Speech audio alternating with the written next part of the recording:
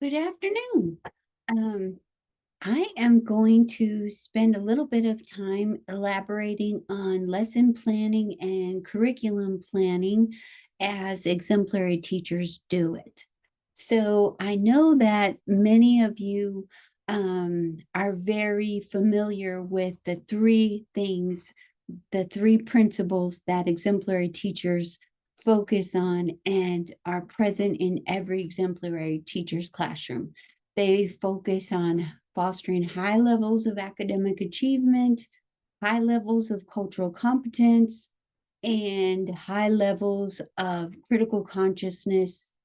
Sometimes we call it the so what factor. Sometimes we call it criticality.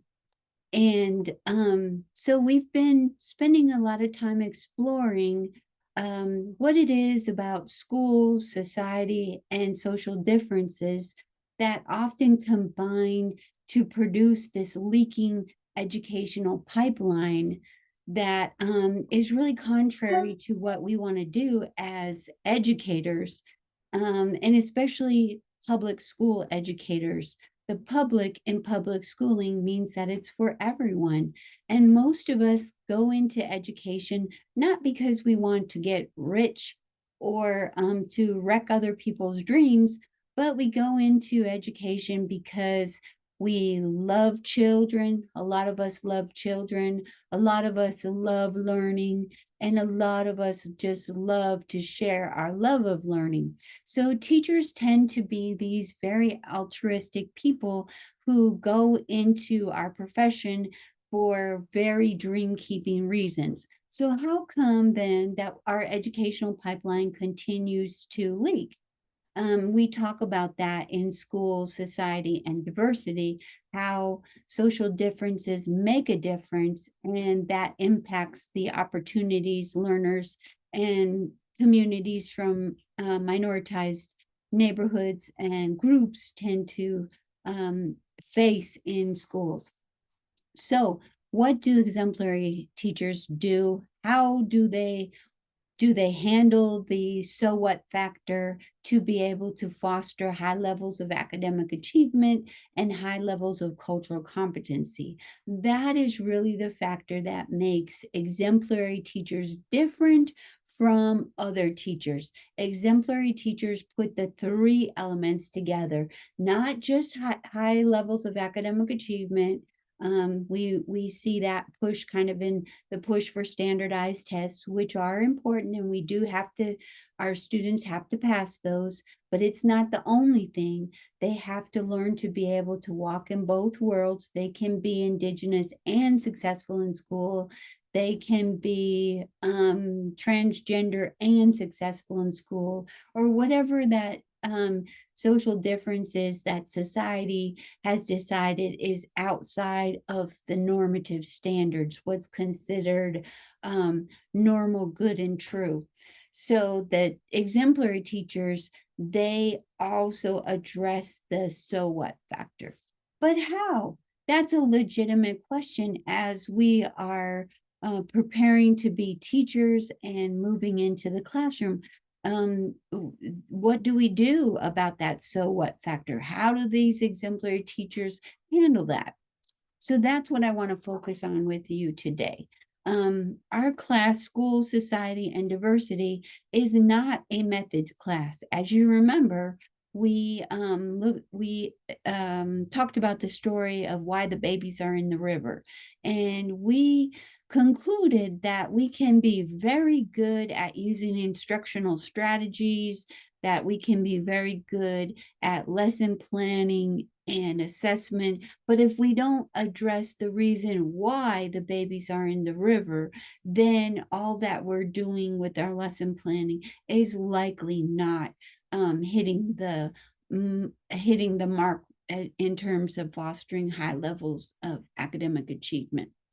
So exemplary teachers know that, and they do address the the three factors. So I'm going to share my screen with you and go over a couple of things with you. Okay, So you should be seeing my screen now. Um, and I am in our Canvas course, and this is the last module in our course. And it has all of these different resources for you. And so if you will recall, um, we were looking at this um,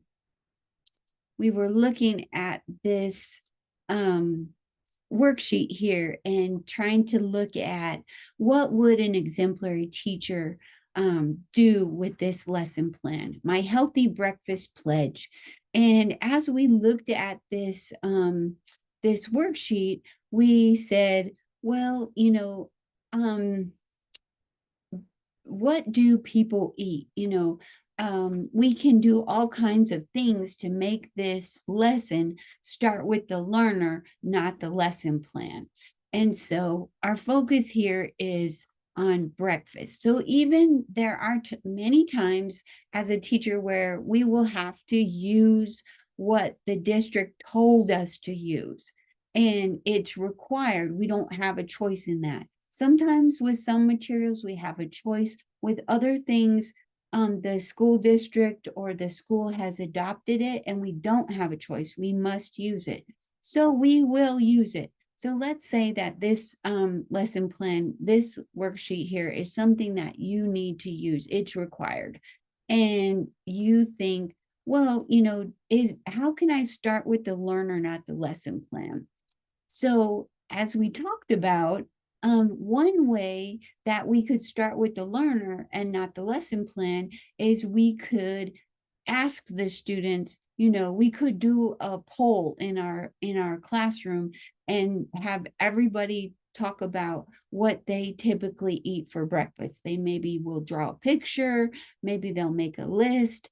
So whether the kids are in first grade doing it with this worksheet, or whether you've scaled it up and it's high school students who are talking about what they ate for breakfast, regardless of the age group, you can check in with the students and see, what kinds of things do we eat? I know when I was a kid, I would eat Wheaties or Cheerios. Cold cereal was usually what was for breakfast every day. But not all people eat that for breakfast. And so, how can we start with the learner, not the lesson plan? So we'll start with the learner by asking them, what does our class tend to eat for breakfast? So we can compare and contrast. Are any of these things on the lesson plan things that we eat? Which ones? Are there others that we could add to it? So we could really get started with that. Okay, so food, I think, is a really exciting and interesting topic to explore. If you know me at all, you know that I regularly say something like, food is my joy. I enjoy food. I like preparing food. I like eating food. I like sharing food. And food is very social. People come together oftentimes when they eat together.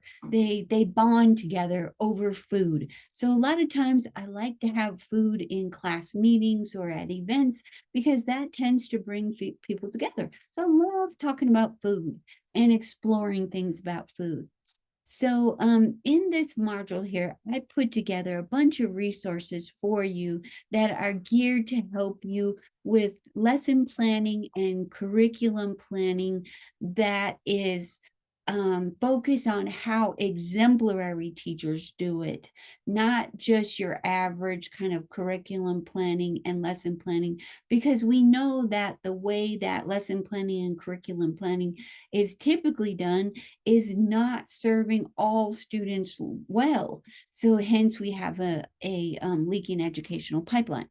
So what do these exemplary teachers do? And that's what I put together for you here in this module. And so I've got this little handout, and you can look at these. This is a true story.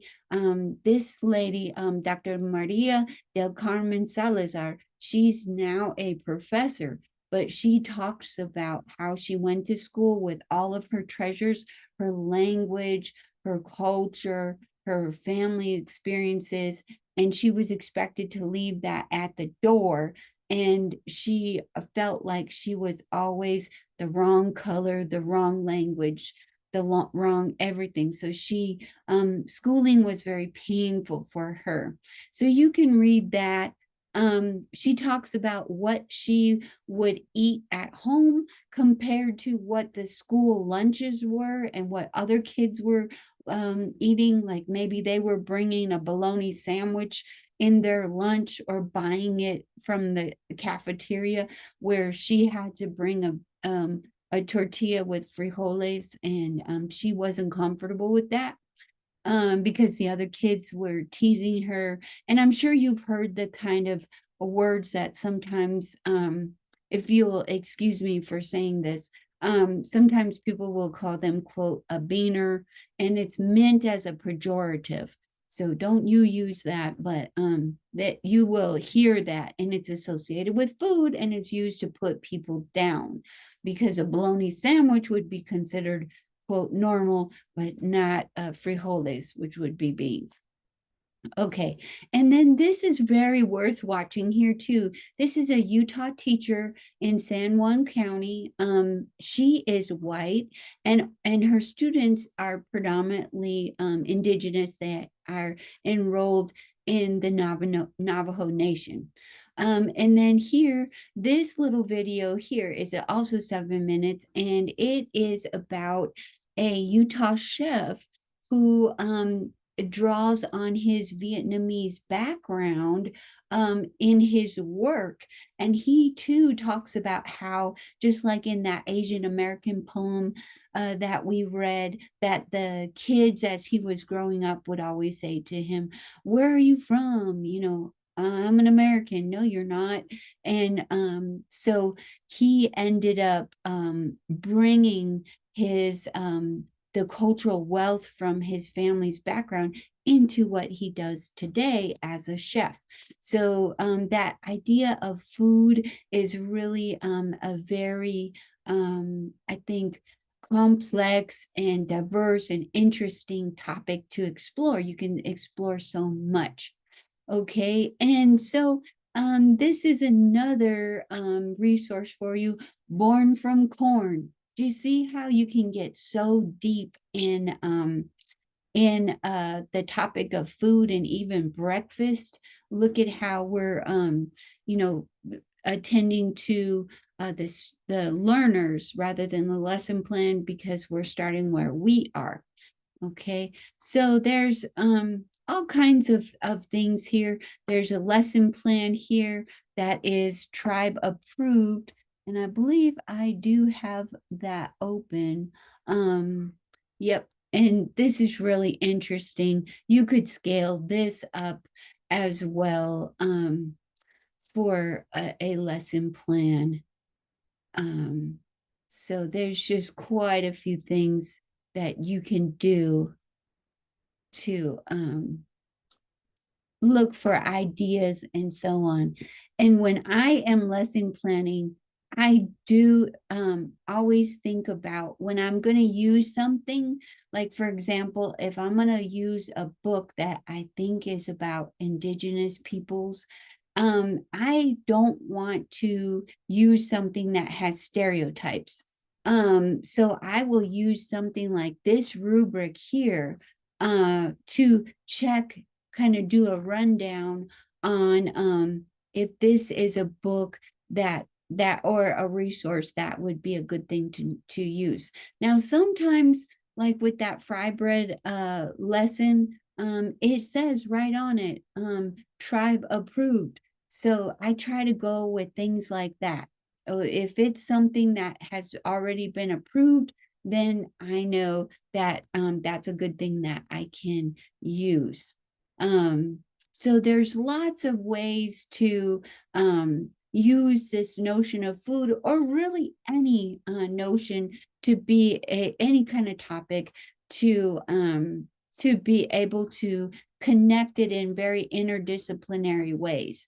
you can see just the notion of breakfast. If it's not like Cheerios and Wheaties, and here in the American Southwest, kind of the three sisters are corn, beans, and squash. That was historically a very the dominant three that would be the basis of all kinds of foods. And I'm also thinking about how when the pioneers who were from the LDS church came into the Great Basin in Utah, and I'm referring to the members of the Church of Jesus Christ of Latter-day Saints, who are sometimes known as the Mormons. When they were coming into the Great Basin in the Utah Territory, they came in and they just saw a big empty space. They didn't see what they were used to seeing in terms of food. So they looked out and they thought it was like a barren desert. So the different groups that were already here, there were various nations, the Shoshone, the Utahs, Navajo, and so on. There, the Southern Paiute. So the territory of Utah was just teeming already with these complex civilization or nations, and so they often they saw different food sources all over the Great Basin, all over the Utah Territory. They saw it as being very rich with food sources.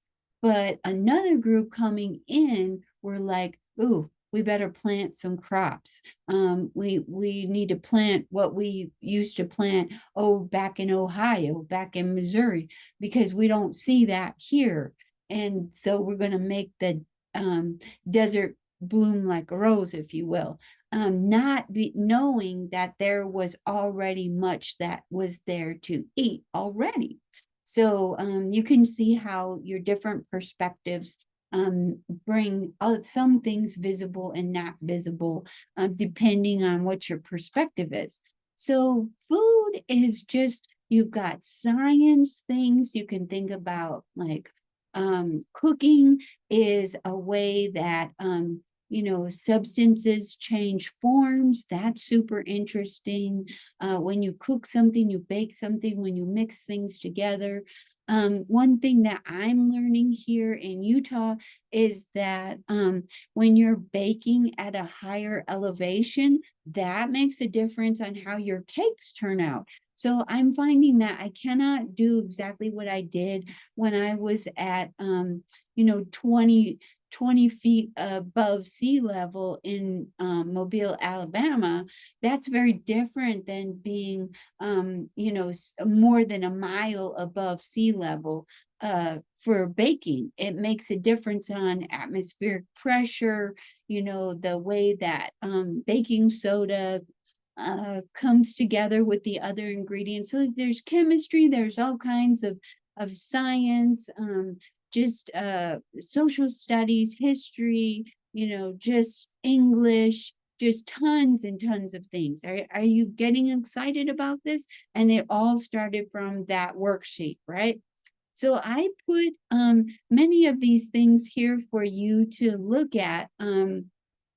Here's that rubric for you that I use when I'm looking at a text. I try to find out, what does that particular nation think about this text? I go with what they say. And so here's the student-centered science in the curriculum, baking at high altitudes. That's very interesting. Student-centered curriculum, mice and indigenous nations in the Fremont period. Okay.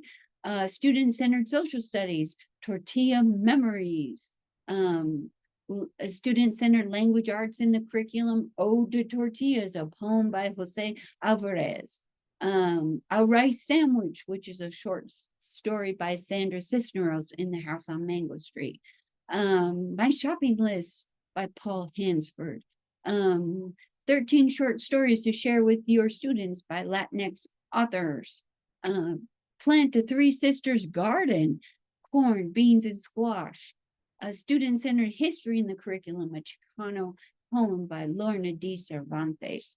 So, I mean, once you get started, it's very, very exciting. So now, once we kind of gather some resources, start thinking about our grade level, what we're going to do, then we've got to start planning our lesson and perhaps our unit, our curriculum unit. I love to do unit planning. I would do long range planning with my classes where I would say, okay, we're starting school in August. We're out in late May. So how am I going to divide up the school year?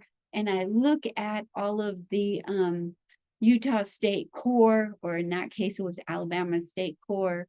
And for my grade level, what do I have to teach? Could I fit some of these into my breakfast unit where we're talking about carbohydrates, healthy bodies, so you can have physical education, fitness in that, art. I mean, food is just so central to human beings. You can just do all kinds of things.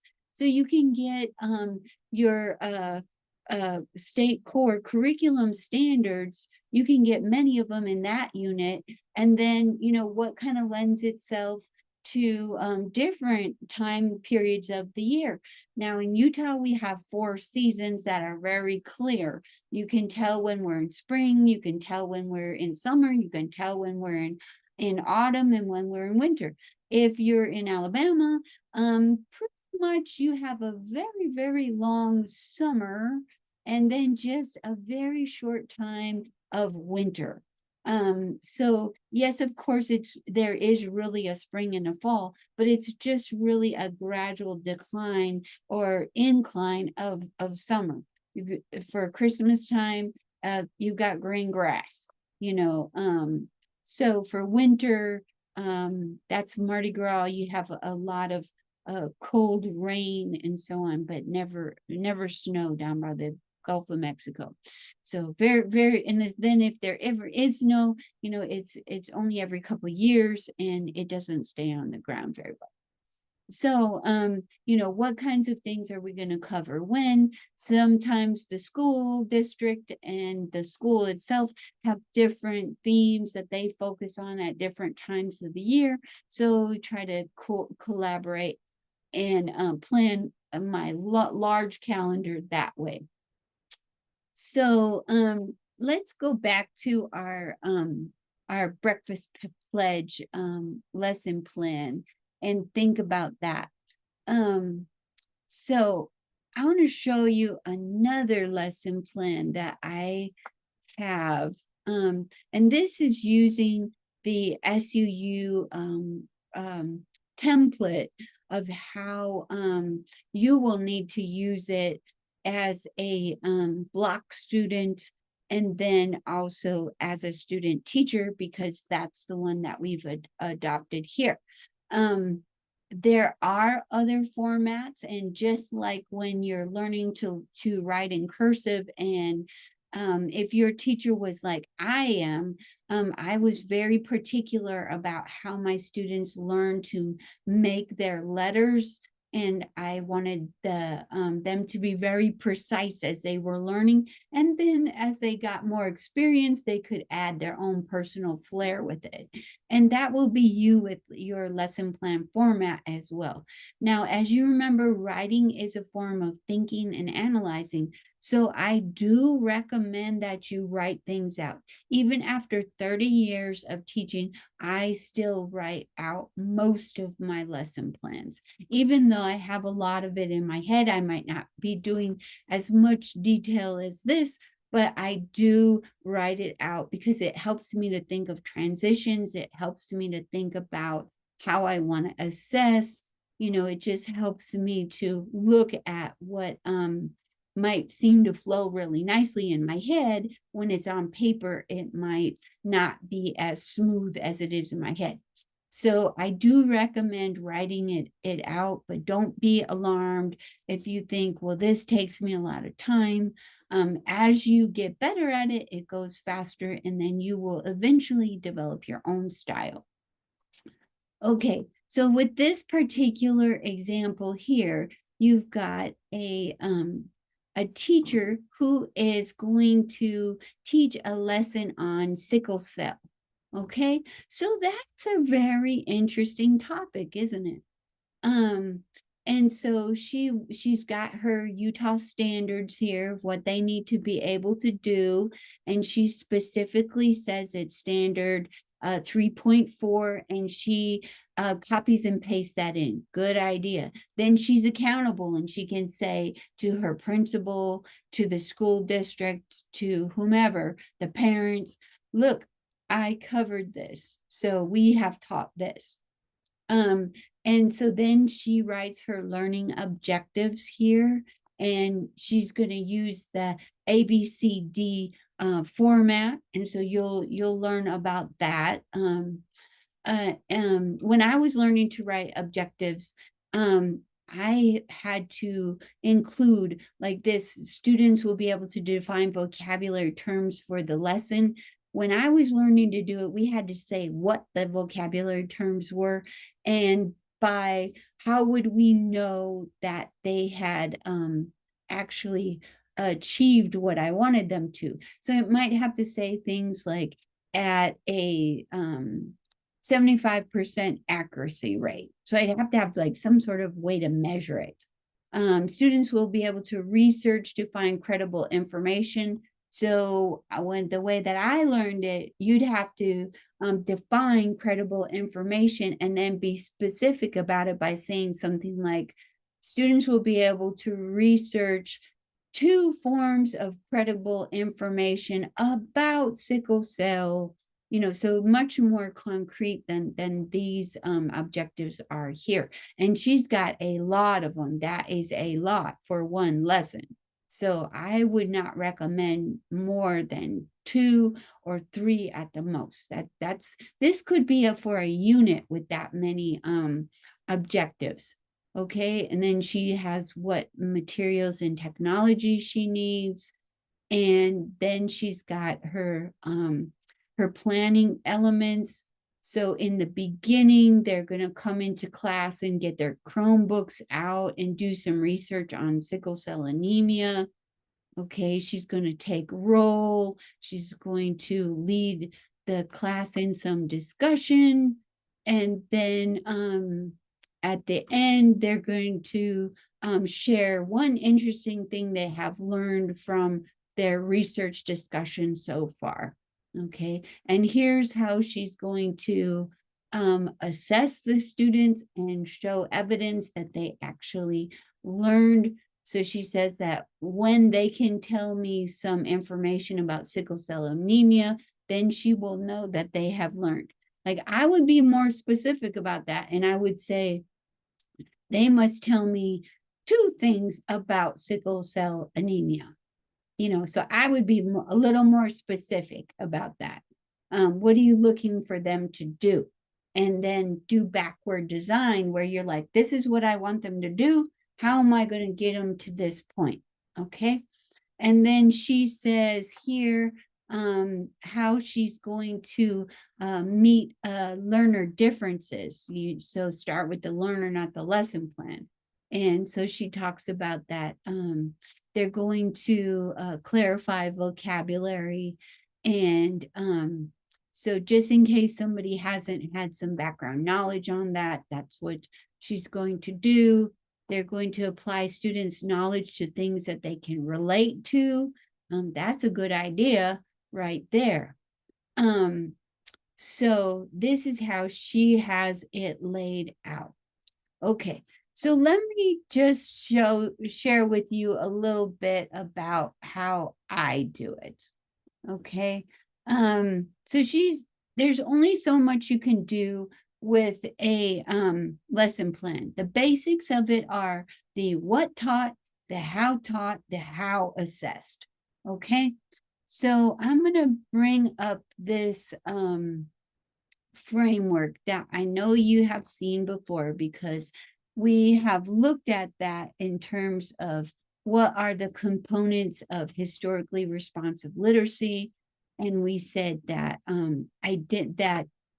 anytime you're teaching and you're trying to meet these three things, these three principles: high levels of academic achievement, high levels of cultural competence, and then that criticality, that critical consciousness or so what factor. What does that look like? It looks like, according to Dr. Muhammad, that you've got this historically responsive literacy where it's not just reading and decoding words, but literacy as in education. Like, it's going to help me to operate better in the world. Think about a liberal arts education. If I'm well grounded in many disciplines, then I can operate and contribute and participate in my world, in my community better, because I have this overall background in my learning and my literacy, aka my education is helping me to do that. So the first one about that is identity. Who am I as a learner? If I identify as Indigenous, I identify as a woman, if I or female, and I identify, well, however I identify, start with the learner and bring that into the lesson plan. That's their identity. Okay. How does my teaching and learning help students to learn about themselves and about others? So learn about self and others, right? Okay, so that's very much cultural competency right there. So that's the identity component. And then skills, gotta have skills, right? You start out with skills because you have to be able to learn some basic fundamental craftsmanship, as Mr. Bubba talked about it, for that particular discipline, and then you can develop your own style as you apply it. But you have to have skills. So often this is not a problem. People know about skills and they want students to have skills. They have to pass the standardized tests, right? Okay, so in physical education, it can be something like learning to the elements of how you play basketball, how does the game go, those kind of things. In social studies, it can be skills related to how do you question the source that this knowledge is coming from, and so on. And then the third one is intellect. Okay, so I'm going to put intellect here with skills. And really, that one is about higher order thinking skills. So how does my teaching and learning help students to gain new knowledge and concepts about people, histories, places, things? So it's got to be higher order thinking skills, not just like I ask you a question that I already know the answer to see if you can spit it back to me. Higher order thinking and intellect is about troubleshooting, problem solving, being imaginative, being creative. The teacher may not necessarily know the answer to it. So maybe have some experience with it or whatever, but the idea is that we're doing these higher level thinking skills if we're using Bloom's taxonomy. And then the last one is that criticality, right? Okay, so in this one, we're asking students to think about their world around them. And we're looking at, that the world is not a level playing field. It matters what differences are marking you as different from the mainstream, and hence the leaking educational pipeline. And so with this one, you're looking really at issues of patterns of inequities. you're asking, for example, why are there so many liquor stores on our side of the railroad as compared to the other side? Why don't we have ready access to fresh fruits and vegetables? Our community might be more of a food desert than the other side of the city is. So just looking at those things, even my kindergartners would say things like, teacher, why are the dentists boys and their helpers are girls? That's a gender analysis right there from a 5-year-old. So they notice things about their world, and they often do ask questions about it. So that's what you're doing. You're looking at different different perspectives. So in Utah, for example, if we think about the Shoshone in the northern part of Utah, and the collisions that the pioneers who were members of the LDS faith had at different times with the indigenous nation, the Shoshone. They had very different perspectives, and you can see those perspectives even today if you go visit the site and you look at the plaques that are there. They tend to represent the pioneers' viewpoint, whereas the indigenous viewpoint was very different. So you would want students to be able to look at those, to weigh those. Excuse me. Okay, so we have that there. And next, I'm going to add another little framework for you, where we're really getting down into lesson planning.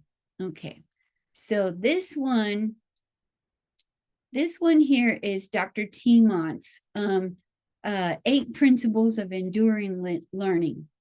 And so this is very specific as far as like, what are you going to put in your lesson plan? Okay, so not all 8 will be in every lesson plan. And that is true also for Dr. Mohammed's here, where some lessons you might be focusing more on skills. Maybe you're beginning a unit and you need to build some skills so that you can go to the intellect part, right? But I would say definitely you're gonna have identity in there. Just like with our breakfast thing, you're gonna start with the learners. The lesson plan may be giving us something that doesn't reflect the students, but then we can compare and contrast, and we're going to bring the students' identity into it. Why should they care? So that's with criticality too. So definitely identity is going to be there. And sometimes you're building skills, but you definitely want to have these 4 there.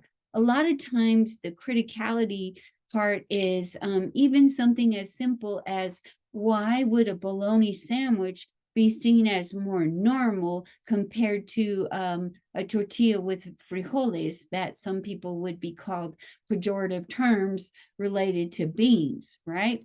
So that's criticality right there. Why would that be? One form of breakfast would be one way, and another way. With fry bread, that is not something that the Utahs or the Shoshone originally ate, but it became incorporated into the various cultures with various nations, because as they were being pushed off of their own lands and given government supplies like flour, sugar, salt, then they were not able to go out like they used to and gather various, berries and roots and so on, or go hunting as they would, hence their diet changed. And so that became something that is part of many diets. And so the very change of the diet would be part of criticality. So this one and this one will often be like the topics you start examining those from, and students will be very excited about something that is, you know, not watered down. Students really enjoy kind of complex thinking. There's a book called Lies My Teacher Told Me, and a lot of times the stories and the history is really laminated out. And so, like, for example, that our first president, George Washington, was he was, obviously the whole story about the cherry tree and I cannot tell a lie and all kinds of things. So very much very honored uh, in US society's mainstream, our historical narrative. And yet in for the indigenous peoples that the new colonies were engaging with and taking their land, pushing them out, George Washington was known as town destroyer. So you can see already the different perspectives. And so learners often, they are aware of and find it very interesting and intriguing to have that criticality. And sometimes, you have to scale that up or scale that down based on whose perspective it is and what grade level you're teaching. So the book Fry Bread, that one is for young children, and it talks about the being pushed to the reservations. And so it's done in a way that's appropriate for young children. And with older children and high school youth, you can get a little more in depth with it, but not so much in with young children. I am going to stop this right here and use this as part one. And then I'm going to come back and put part two for this curriculum and lesson planning video. And I'll put these principles into this chart and we will continue on with our lesson planning. Okay, so let me stop sharing that for right now and also